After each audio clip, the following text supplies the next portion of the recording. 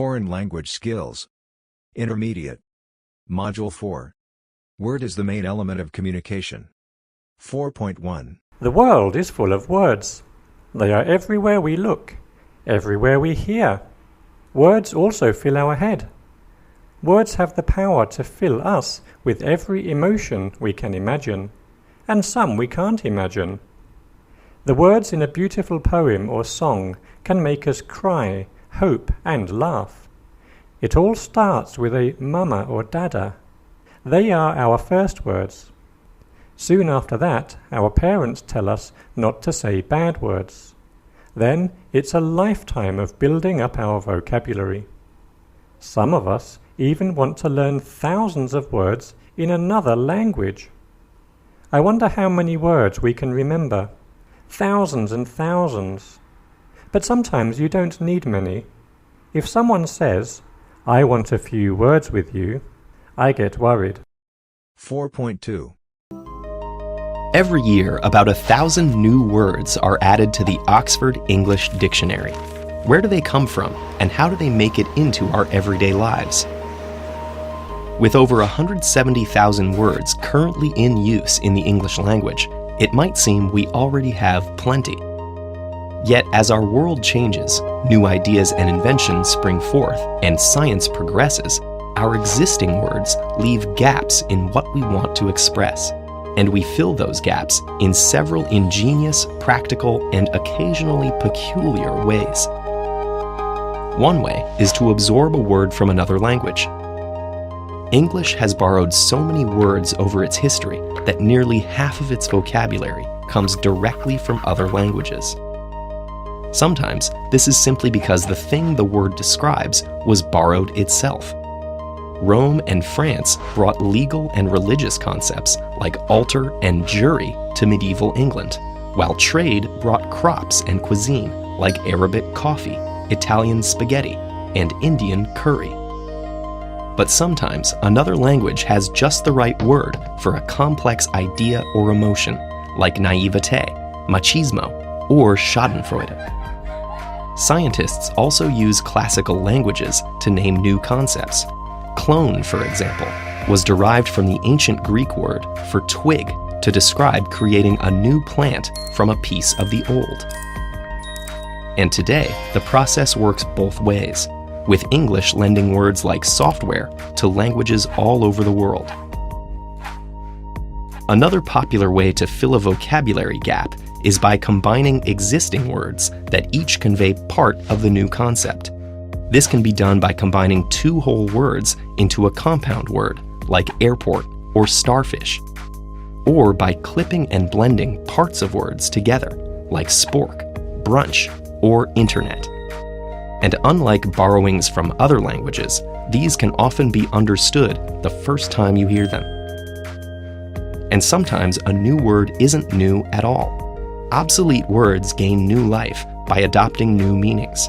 Villain originally meant a peasant farmer, but in a twist of aristocratic snobbery, came to mean someone not bound by the knightly code of chivalry, and therefore a bad person. A geek went from being a carnival performer to any strange person, to a specific type of awkward genius. And other times, words come to mean their opposite through irony, metaphor, or misuse. Like when sick or wicked are used to describe something literally amazing. But if words can be formed in all these ways, why do some become mainstream while others fall out of use or never catch on in the first place? Sometimes the answer is simple, as when scientists or companies give an official name to a new discovery or technology. And some countries have language academies to make the decisions. But for the most part, official sources like dictionaries only document current usage. New words don't originate from above, but from ordinary people, spreading words that hit the right combination of useful and catchy. Take the word meme, coined in the 1970s by sociobiologist Richard Dawkins from the ancient Greek for imitation. He used it to describe how ideas and symbols propagate through a culture like genes through a population. With the advent of the internet, the process became directly observable in how jokes and images were popularized at lightning speed. And soon, the word came to refer to a certain kind of image. So meme not only describes how words become part of language, the word is a meme itself. And there's a word for this phenomenon of words that describe themselves: autological. Not all new words are created equal. Some stick around for millennia, some adapt to changing times, and others die off. Some relay information, some interpret it. But the way these words are created and the journey they take to become part of our speech tells us a lot about our world and how we communicate within it. 4.3 We're in the rainforest biome of the Eden Project in Cornwall, and I'm standing next to a Titan arum in full bloom. The Titan arum is the world's largest inflorescence. This is basically a whole bunch of flowers working as one. This one is standing at 1 meter 83 centimeters tall, but we have had them up to 2 meters 90. Scientifically known as Amorphophallus titanum and commonly known as the corpse flower, these huge flowering structures send their overpowering stench of decay throughout the rainforest, where they attract things like carrion beetles and sweat flies, all looking for somewhere to lay their eggs. Titan arums are thermogenic. That means they can raise their own temperature by up to and over 10 degrees centigrade. This heats up the perfume in the flower, and this structure in the middle, the spadix, convects the heat, sending the perfume throughout the forest. This flower has taken 9 years to prepare for this moment. It will only be reproductive for 48 hours. On the first night, the stigma and the ovaries are receptive to pollen. On the second night, it will release its own pollen, but by that stage, the stigma and ovaries will no longer be receptive.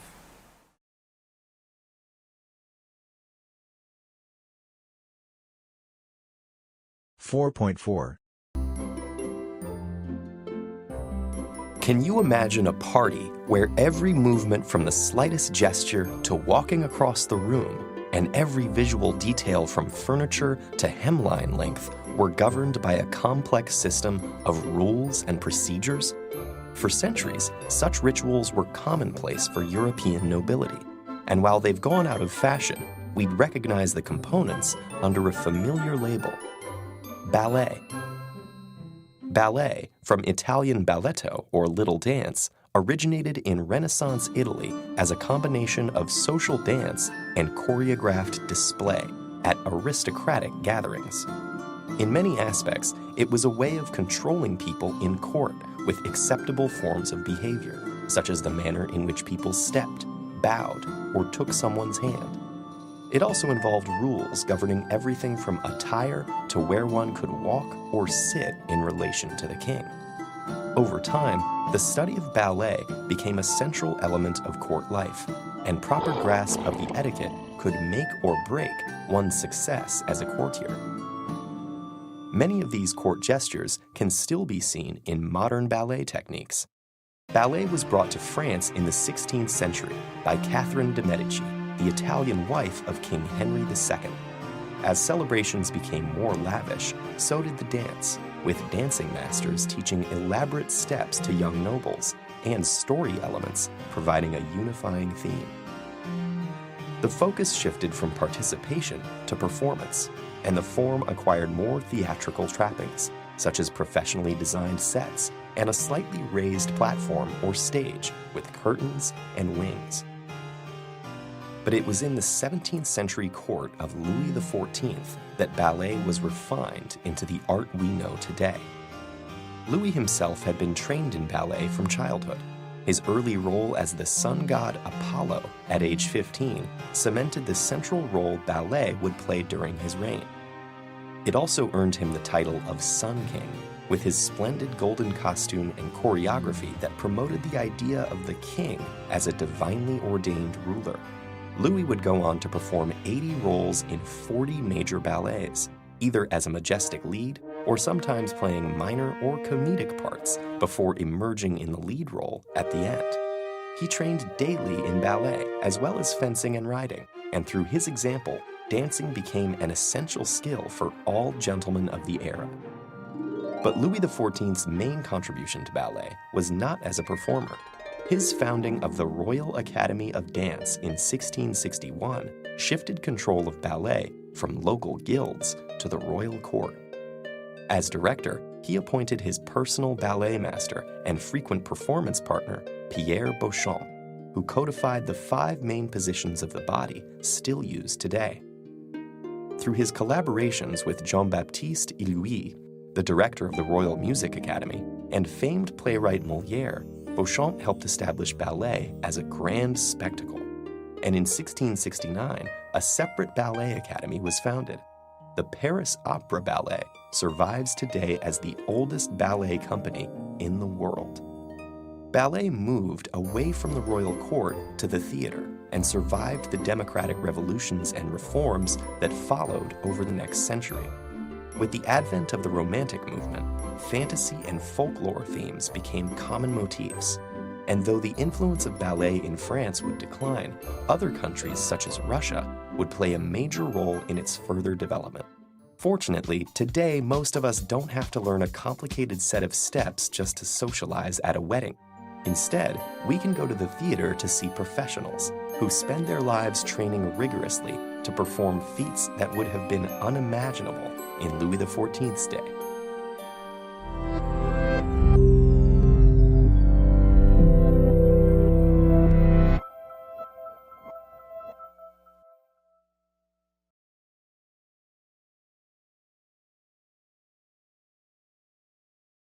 .5 So a sandwich, food between 2 slices of bread. It's the most common lunchtime food in England. Fun fact though, I don't really like bread. It's not that I don't like it, I just don't see the point in it. I feel like sandwiches, the bread dilutes the flavour of the filling. So yeah, just give me the filling. Yeah. So sandwiches actually get their name from a man called John Montagu, who was the 4th Earl of Sandwich. So he was an 18th century aristocrat, and he used to like to eat his meals at the game table. So he liked to play games like cards, and he didn't want to get all the pieces and cards dirty with his greasy fingers. So he used to ask for beef between 2 slices of bread.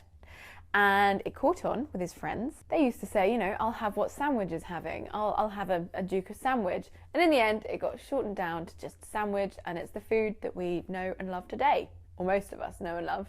I just know it, don't love it. Yeah, so there is actually a place in the UK called Sandwich, which sounds like a really bizarre name, but actually, that's where the food originates from. 4.6 Located in central London is a public park that remains hidden to even the locals.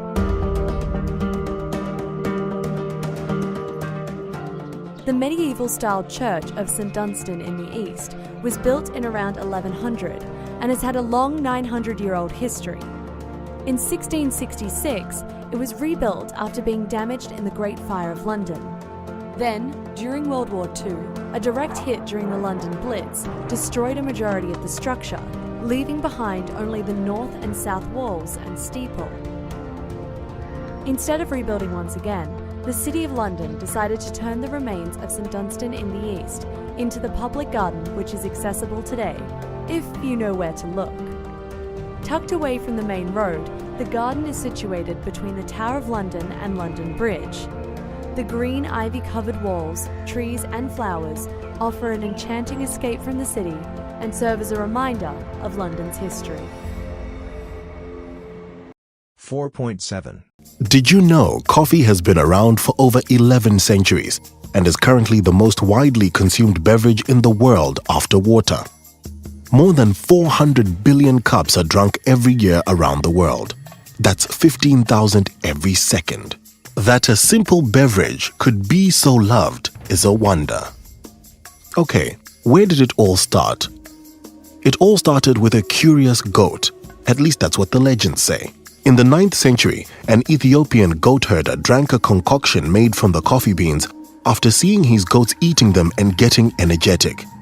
As the preparation method of coffee improved, its popularity spread through coffee houses around the world and then into homes to become a very important part of people's lives. Now here are 3 main reasons why people love to drink coffee so much. 1. Coffee is 100% natural. Coffee comes from a tree that grows in what is called the coffee belt between the tropics of Cancer and Capricorn. Ethiopia and Cote d'Ivoire are the biggest coffee producers in Africa. All it takes to prepare coffee is pick the beans, dry them, roast them, grind them, and extract the coffee with hot pressurized water. But for a good cup of coffee, it requires a lot of knowledge and skills to select the best beans, roast them gently, and make sure all along the process, the great flavors and aromas are carefully captured to be restituted later in your cup. That's what we do best at Nescafe, selecting exclusively high-quality coffee from Africa, blending the right varieties to develop the best taste, roasting them to perfection, and keeping their fresh and rich aroma without adding any single thing.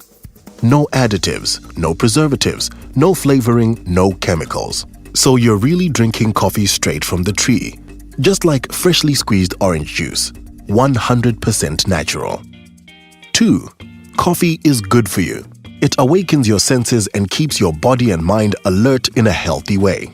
You can literally feel it rush through your body and revitalize every inch of it. That comes from a natural mild stimulant called caffeine that you commonly find in many ingredients you drink or eat. 1 espresso shot contains 30 milligrams of caffeine.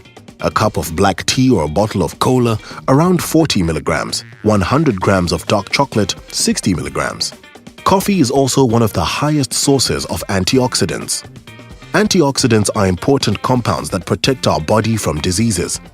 They act as an army to protect us from the toxins coming from what we breathe and eat and help stave off cancer, heart disease, diabetes, and stroke. That's maybe why we say a cup a day may keep the doctor away. 3. Coffee tastes amazingly good. Whether it's made of the finest mild and aromatic Arabica or more bitter Robusta, prepared with sugar, milk, cream, spices, there's certainly a cup of coffee that you will love. The Italians drink their espresso with sugar. The Mexicans with cinnamon. The Belgians with chocolate. Ethiopians with a pinch of salt. The Senegalese add black pepper and cloves in their cafe tuba. The Nigerians add some lemon. And from Nescafe Classic and Nescafe 3-in-1 to Nescafe's African flavors of ginger and lemon, ginger and honey, and ginger and spices, Nescafe offers so many different combinations of coffee to easily experiment with and enjoy. And remember, 1 spoon of Nescafe Classic is enough for a perfect cup of coffee.